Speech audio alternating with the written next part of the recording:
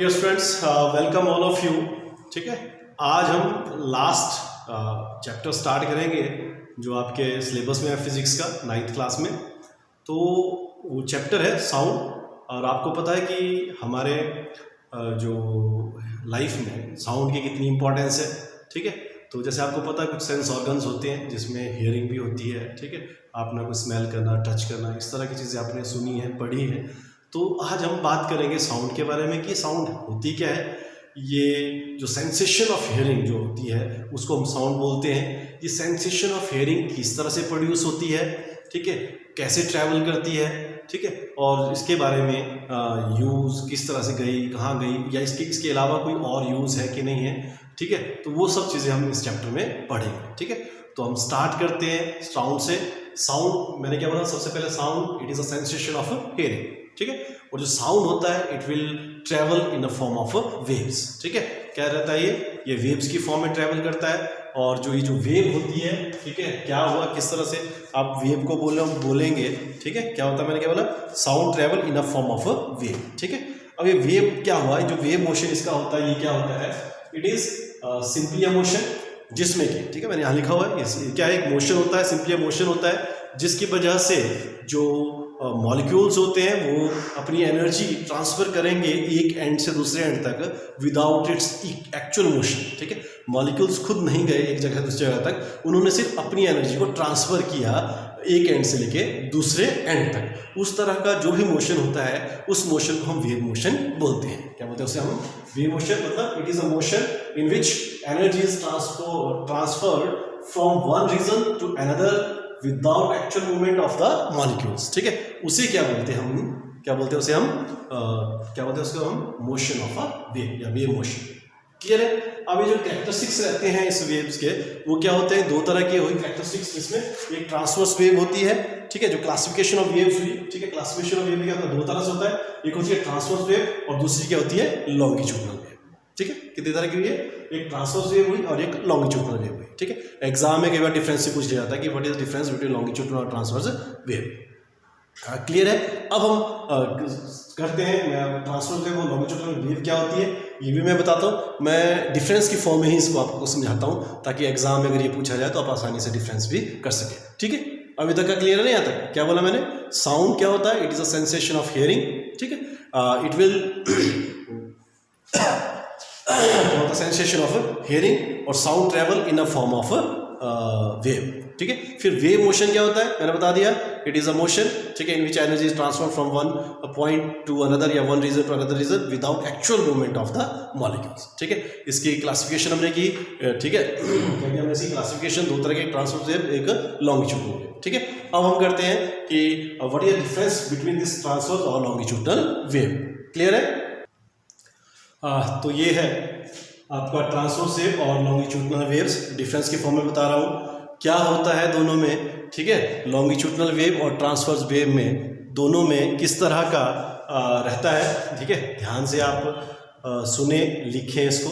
ठीक है, कैसे ट्रांसवर्स वेव में क्या होता है, जो पार्टिकल्स होते हैं मीडियम में, they are travel perpendicular to the direction of the propagation of the wave. ठीक है, वो क्या करता है, जिस डायरेक्शन में वो वेव प्रोपिगेट कर रही है उस डायरेक्शन में क्या रहेगा, परपेंडिकुलर रहेगा, उसमें जो पार्टिकल्स उसके रहते हैं। ठीक है, जो लॉन्गिट्यूडनल वेव होती है, लॉन्गिट्यूडनल वेव में क्या होता है, वाइब्रेशंस प्रोड्यूस होती है और वो वाइब्रेट करेंगे along the direction of propagation of wave. समझ रहे हो, एक में क्या हुआ, perpendicular direction of propagation of wave, और दूसरे में क्या होता है, along the direction of the propagation of the wave. Clear है। उसके बाद इसमें क्या रहता है, जो हमारे पास ट्रांसवर्स वेव है, जब ये ट्रांसफर वेव ट्रेवल करती है तो वहां पे क्रस्ट और ट्रफ फॉर्म किया गया, crest and troughs are formed. ठीक है, और जो लॉन्गिट्यूडनल वेव होती है उसमें compression and rarefactions are formed. क्या होता है, समझो। दूसरा क्या डिफरेंस है इसमें में, कि जो ट्रांसवर्स वेव होती है, crest and troughs are formed, और this in longitudinal wave compression and rarefactions are formed जब वो ट्रेवल करते हैं। क्लियर है। दूसरा इसमें रहता है, ठीक है, मैंने वो पॉइंट लिखा नहीं है आपने, ठीक है, सुनो और उसको लिखो ना। जो थर्ड पॉइंट जो इसका मेन है कि जो प्रेशर होता है, ठीक है, अब जो ट्रांसवर्स वेव में, जो ट्रांसफर वेव में क्या होता है कि जो ट्रांसफर वेव में नो प्रेशर चेंज, ठीक है, no pressure changes are created in the medium during the propagation of this transverse wave, ठीक है। किसी भी तरह का प्रेशर चेंज क्रिएट नहीं होता है in when this transverse wave travels, clear है। लेकिन जो हमारे पास लॉन्गिट्यूडनल वेव होती है, longitudinal wave, the pressure changes are created in the medium during the propagation of the longitudinal wave, ठीक है। इसमें प्रेशर चेंज क्रिएट करते हैं, इसमें प्रेशर चेंज नहीं होता, क्लियर है। फर्क है दोनों में, समझ गए। फिर ये जो हमारे पास ट्रांसवर्स वेव होते हैं, transverse waves are formed in solids and surface of liquids, ठीक है। जो transverse waves are formed in solids and surface of liquid, ठीक है, in the surface of liquid, clear है। लेकिन जो लॉन्गिट्यूडनल वेव होता है, ठीक है, थर्ड पॉइंट यहाँ लिखा है, जिसको थर्ड और फोर्थ लिख सकते हो, longitudinal waves propagates in solid, liquid and gases, ठीक है। ट्रांसवर्स वेव, ठीक है, propagates in solid, liquid and gases, clear है। तो ये था ट्रांसवर्स वेव और लॉन्गिट्यूडनल वेव्स के बारे में, क्लियर है। अब मैं आपको समझाता हूँ ये क्रस्ट क्या हुआ, ये ट्रफ क्या हुआ, अब इसकी बात करते हैं, क्लियर है।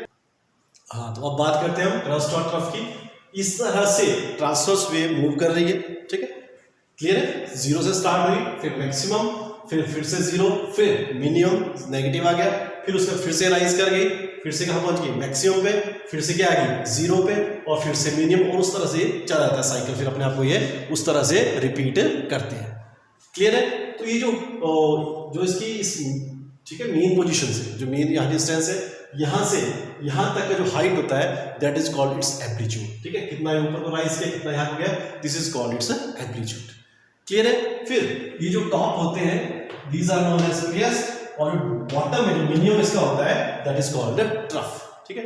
तो ऊपर वाला क्या है, क्रस्ट, और नीचे वाला क्या हो गया, ट्रफ, क्लियर है।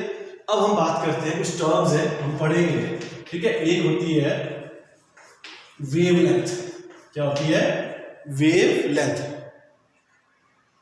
ठीक है। इसको हम लैम्डा से डिनोट करते हैं, किसे डिनोट करते हैं हम इसको, ठीक है, किससे डिनोट करेंगे हम इसको, लैम्डा से, ठीक है। लैम्डा क्या हुआ, इसको इस तरह से डिनोट करते हैं, ठीक है। क्या पढ़ते हैं इसको, लैम्डा, इसको क्या बोलते हैं हम, वेवलेंथ। वेवलेंथ क्या हुई, इस क्रस्ट के बीच में, ठीक है, और ट्रफ के बीच का जो डिस्टेंस रहता है, that is called wavelength. Distance between two consecutive crust, ठीक है, distance between two consecutive crust और कंसेक्यूटिव ट्रफ, ठीक है। तो distance between two consecutive crust और trough is called wavelength, is called wavelength, and its symbol is this, और इसको क्या बोलते हैं हम, लैम्डा, क्या बोलते हैं इसको हम, लैम्डा। और इसका जो यूनिट होता है एसआई सिस्टम में, unit in SI system, it is metre. जिस तरह से हम लेंथ का हम लेते हैं, डिस्टेंस का लेते हैं, सेम है इसका मीटर, और सीजीएस सिस्टम में क्या होगा इसका, सेंटीमीटर, क्लियर है। तो ये थे वेवलेंथ के बारे में। अब इसके बाद क्या होता है, इसकी फ्रीक्वेंसी, फ्रीक्वेंसी, ठीक है। फ्रीक्वेंसी इस तरह से लिखते हैं, इस तरह से, इसको क्या बोलते हैं हम, न्यू, क्या पढ़ते हैं इसको हम, न्यू, क्लियर है, क्या बोलते हैं इसको, न्यू। और फ्रीक्वेंसी क्या हुई, ठीक है, क्या हुई कि जो नंबर ऑफ वेव्स, मतलब कोई पर्टिकुलर पॉइंट है यहाँ से, ठीक है, कितनी नंबर ऑफ वेव उस पर्टिकुलर पॉइंट से, ठीक है, एक सेकंड में क्रॉस करती है, ठीक है, नंबर ऑफ, ठीक है, नंबर ऑफ, क्या बोला हमने, जो number of waves passing through a point in 1 second, number of the waves passing through a point in 1 second, ठीक है। किसी एक पॉइंट से कितनी नंबर ऑफ वेव्स एक सेकंड में ट्रेवल करती है, उसको बोलते हैं हम उसकी फ्रीक्वेंसी, क्या बोलते हैं हम उसको, frequency, and it is denoted by new, it is denoted by new. और जो फ्रीक्वेंसी होता है, इसका यूनिट होता है हर्ट्ज, ठीक है, क्या यूनिट होता है इसका, हर्ट्ज, जितना क्या बोलते हैं इसको, हर्ट्ज, ठीक है। और कैसे लिखते हैं इसको, एच इस करके, ठीक है, क्या बोलते हैं इसको, हर्ट्ज, क्लियर है। फिर आता है इसका, ठीक है, लास्ट इसका टाइम पीरियड, क्या आता है, टाइम पीरियड। सिंपल है, आपको पता है कि जो एक साइकिल को कंप्लीट करने के लिए जो टाइम लगता है, उसे क्या बोलते हैं, उसका टाइम पीरियड, क्या बोलते हैं उसको, time period, it is noted bye T, ठीक है। जो 1 साइकिल को कंप्लीट करने के लिए जो उसको टाइम लगा, that time is called time period, ठीक है।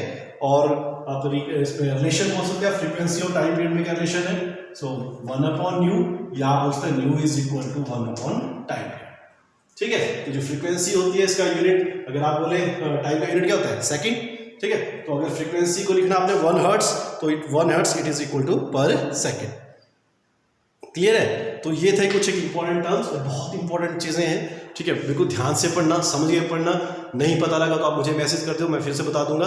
ये बहुत इंपॉर्टेंट है, आने वाले जब आप +1 +2 में साइंस पढ़ोगे तो वहाँ पे सारी टर्म यूज होने वाले, इसलिए आराम से करें, अच्छे ढंग से करें, और सुन के बार बार सुने, फिर इसको लिखें, फिर ज़्यादा अच्छा रहेगा। सो होपफुली आप इसे ध्यान से करेंगे, आप समझे होंगे।